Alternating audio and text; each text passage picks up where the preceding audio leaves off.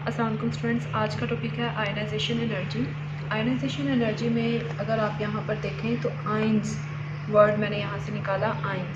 Ions क्या है, आपने चैप्टर 1 में बहुत डिटेल से डिस्कस किया। Atom and group of atom on which charge present, जिनके ऊपर चार्ज हो उन्हें कहा जाता है आयन। अब वो चार्ज पॉजिटिव भी हो सकता है और नेगेटिव भी।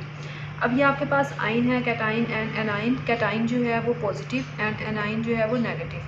कैटाइन कब बनेगा, इसकी फॉर्मेशन कब होगी, जैसे ही इलेक्ट्रॉन अगर वो अपने वैलेंस शेल से रिमूव करता है, लूज़ करता है, किसी दूसरे एलिमेंट को, एटम को, आयन को देगा, तो फिर आपके पास क्या बनेगा, कैटाइन की फॉर्मेशन होगी। और एनाइन क्या है, जब वो किसी भी एटम से, किसी भी ग्रुप ऑफ एटम से वो लेगा, अगर रिसीव करेगा, गेन करेगा, तो चार्ज क्या आएगा, नेगेटिव, तो उसे कहा जाएगा एनाइन।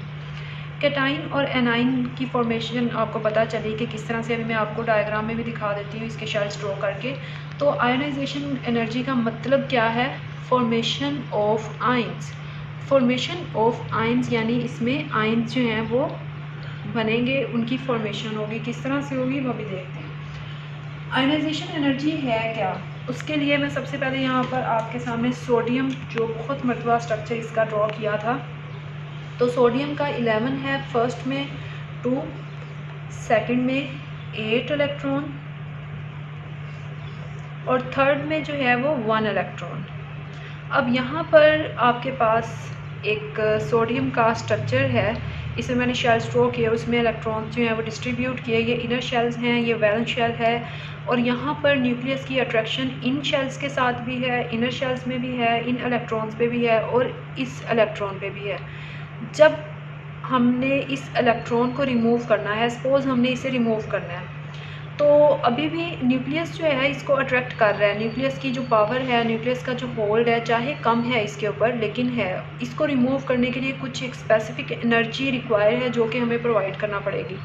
जब वो एनर्जी प्रोवाइड करेंगे तो ही ये इलेक्ट्रॉन जो है वो रिमूव हो सकेगा। तो इस इलेक्ट्रॉन को रिमूव करने के लिए जो एनर्जी है उसे कहा जाता है आयोनाइजेशन एनर्जी। आयनाइजेशन एनर्जी में अगर आपने एक इलेक्ट्रॉन को रिमूव करना है तो इस एनर्जी को कहा जाता है फर्स्ट आयनाइजेशन एनर्जी। और इसी तरह से अगर आपने सेकंड इलेक्ट्रॉन को रिमूव करना है या थर्ड इलेक्ट्रॉन को रिमूव करना है तो फिर second ionization energy for second electron and third ionization energy for third electron and so on.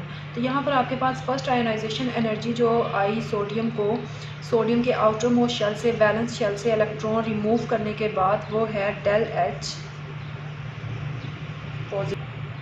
496। ये है आपके पास एनर्जी। अब यहाँ से मैं रिमूव करके दिखाती हूँ और इक्वेशन की फॉर्म में आपको दिखाती हूँ कि किस तरह से एक इलेक्ट्रॉन रिमूव होगा वैलेंस शेल से, तो एनर्जी किस तरह से हम लोग उसको लिखेंगे इक्वेशन की फॉर्म में, तो वो देखते हैं।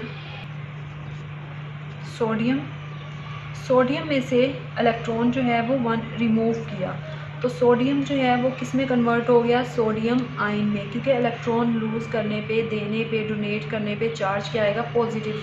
और यहाँ पर जो इलेक्ट्रॉन निकला है उसको इस फॉर्म में लिख देंगे। तो इसके बाद जो एनर्जी हमने प्रोवाइड की थी, जो एनर्जी हमने दी थी इलेक्ट्रॉन को रिमूव करने के लिए, वो थी del H is equal to plus 496। ये है आपके पास एनर्जी। अब आयनाइजेशन एनर्जी का जो है वो एक स्पेसिफिक यूनिट है जिसको मेजर करते हैं। It is measured in the units of kilo joule per mole. तो यूनिट्स हैं इसके किलो जाउल पर मोल, ये इसका यूनिट है। तो इस एनर्जी के साथ जो है हम यूनिट लिखेंगे, ये है इसका यूनिट।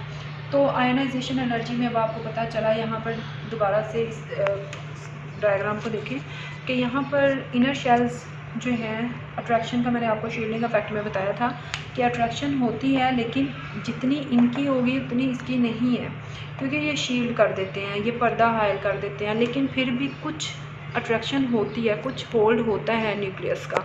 तो जब इस होल्ड की वजह से इलेक्ट्रॉन्स को हम इजीली नहीं कर सकते हैं रिमूव, तो उसके लिए फिर हमें एनर्जी प्रोवाइड करना पड़ती है, उसे कहा जाता है आयनाइजेशन एनर्जी। तो आयनाइजेशन एनर्जी की डेफिनेशन है, the ionization energy is the amount of energy required to remove the most loosely bound. ये लूजली बाउंड है क्योंकि इसको अगर आप रिमूव करें तो आप इनको ज़्यादा एनर्जी प्रोवाइड करेंगे, क्योंकि ये ज़्यादा न्यूक्लियस के करीब है और इनकी फोर्स ऑफ अट्रैक्शन न्यूक्लियस की और इसकी बहुत ज़्यादा है। तो ये जो लास्ट पे है, आउटर मोस्ट है, ये लूजली बाउंड है electron from the valence shell of an isolated gaseous atom. तो जैसे ही इसमें से इलेक्ट्रॉन्स रिमूव कर दिया जाएगा, ये एटम किस में कन्वर्ट हो जाएगा? पहले ये सोडियम एटम था, अब ये किस में कन्वर्ट हो गया? सोडियम आयन में। तो ये आपके पास आयनाइजेशन एनर्जीज़ का ट्रेंड डिस्कस करेंगे नेक्स्ट लेक्चर में। Thank you so much for watching.